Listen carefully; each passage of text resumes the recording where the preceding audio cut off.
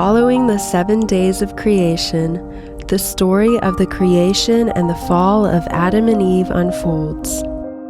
Most people think that the first sin Adam and Eve committed was simply eating the fruit, or disobedience, or even pride. But actually, something had already taken root in their hearts before the manifestation of any other sins. So, what was this very first sin?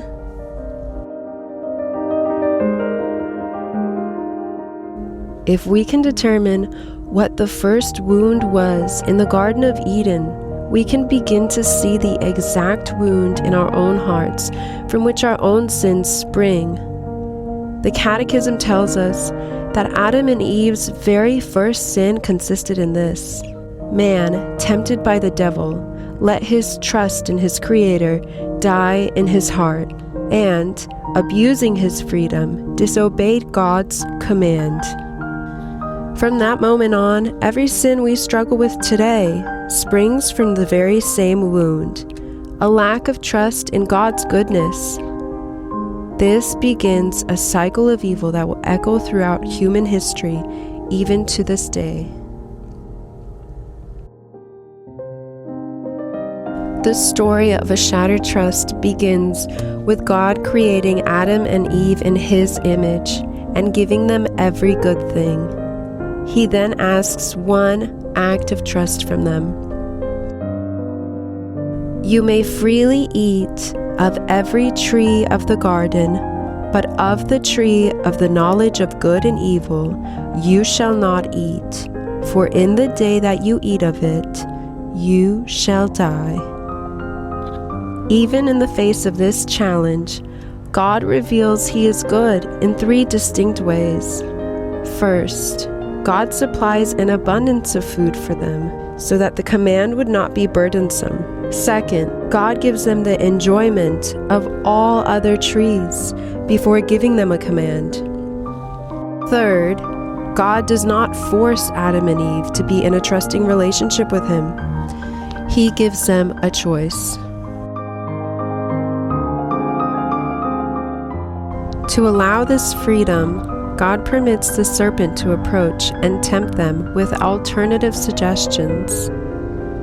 Did God say, "You shall not eat from any tree in the garden"?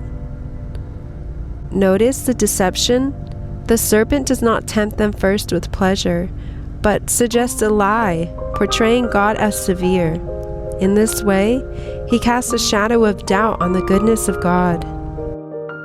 The woman corrects this first lie.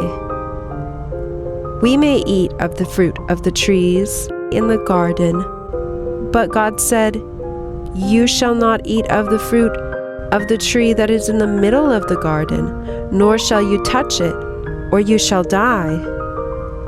Then comes the second, more severe lie, when the serpent replies, "You will not die, for God knows that when you eat of it, your eyes will be opened, and you will be like God." Did you notice how he distorts the goodness of God in 2 distinct ways? The serpent implies God is a liar, and that God withholds his goodness from mankind. With this, their trust dies, and they commit sin.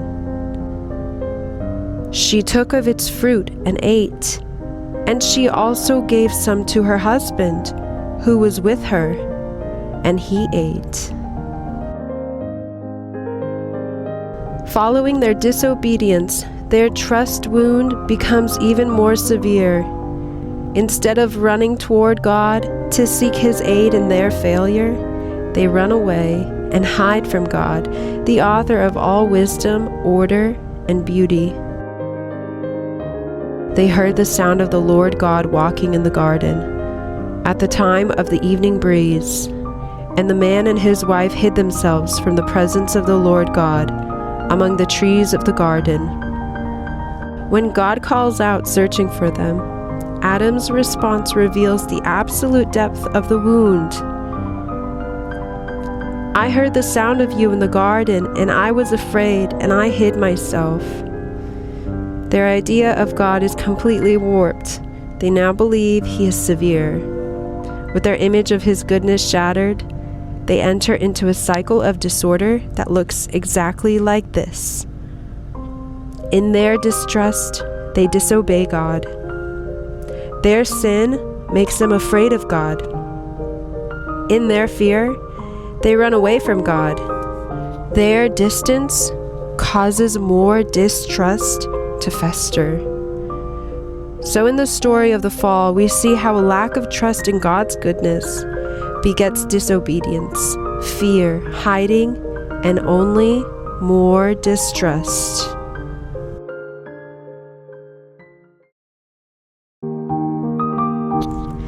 This is the cycle of sin that humanity is caught in today. We have a broken idea of who God is.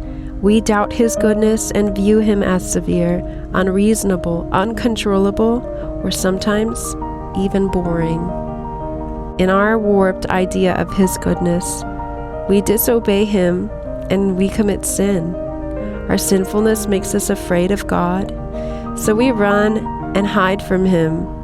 In turn, our running away only causes more distrust to fester. And eventually, distrust in God's goodness leads to a multiplication of sin in our lives. Distrust leaves Adam and Eve cowering in the bushes, terrified that God is as severe as the serpent claimed. But what happens when God actually calls them out of hiding? Does he crush them like they expect? In our next episode, we are going to see how God responds to our deepest failures and uncover 3 shocking acts of mercy hidden directly inside the curses of the fall. Make sure to hit subscribe and turn on notifications so that you don't miss part 3.